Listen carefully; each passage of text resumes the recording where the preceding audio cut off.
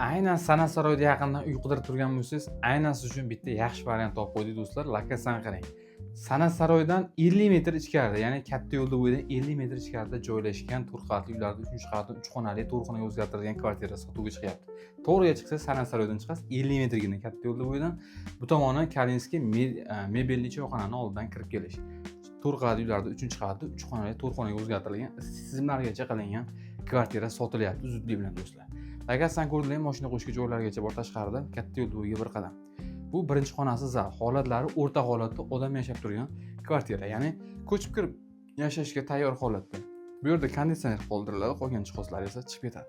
Bu tomonda ko'rishingiz mumkin, verandaga oshxonani ko'chirishgan, isitish tizimlarigacha qilingan, radiatorlar barcha xonalarga o'rnatilgan, romlari akfa to'rt xonaga o'zgartirilgan. Skvozoy o'rta podez holatda. Bu tomoni yotoqxona qismlari, romlar akfa, radiatorlar ko'ryapsizlar. Bu yerda esa oshxonaning haqiqiy o'rni bo'lgan. Bu yerda ham bitta xona qilib qo'yishgan, ko'rishingiz mumkin. Bu tarafda esa tashqaridan kirish qismi koridor. Bu yerda umumiy sanuzel joylashgan. Kafellar qilingan, restoranlar mavjud.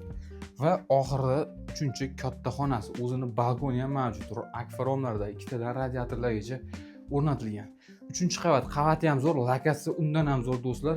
3 xonali to'rt xonaga o'zgartirilgan, katta oilalar uchun, ko'p farzandlilar uchun juda ham zo'r variant. Narxi esa $35,500 srochniy baholanyapti. Albatta kam bor, qiziqqanlar hoziroq quyidagi raqamlarga aloqaga chiqsangiz bo'ladi.